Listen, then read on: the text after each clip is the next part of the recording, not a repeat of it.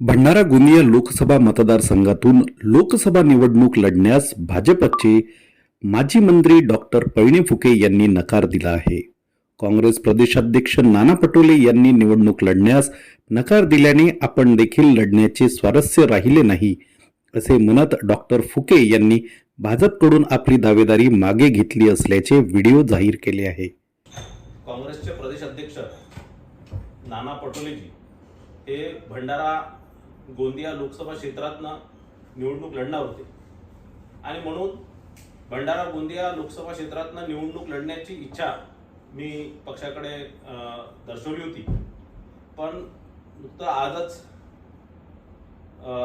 नाना पटोलेजींनी भंडारा गोंदिया लोकसभा निवडणूक न लढण्याचं घोषणा केल्यावर मीही भारतीय जनता पार्टीच्या वरिष्ठ नेतृत्वाला विनंती केली की मी हे निवडणूक लढणार नाही, कारण इथे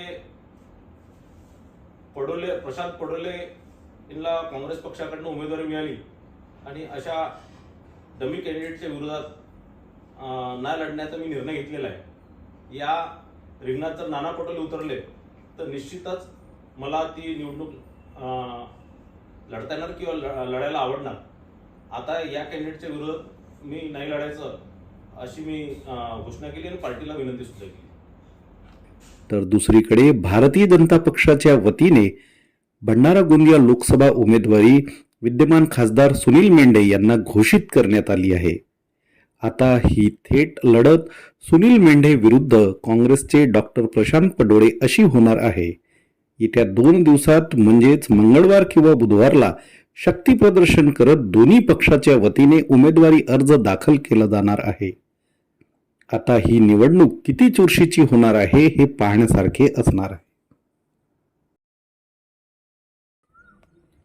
बनवा व्हिडिओ, पाठवा व्हिडिओ, आम्ही तुमच्या न्याय व हक्कासाठी लढा देऊ। ताज्या बातम्या व घडामोडींसाठी पाहत राहा फक्त महाराष्ट्र लाईव्ह न्यूज। आजच आमच्या चॅनलला सबस्क्राईब करा, शेअर करा, कमेंट करा आणि हो, बेल आयकॉन दाबायला विसरू नका। जय महाराष्ट्र।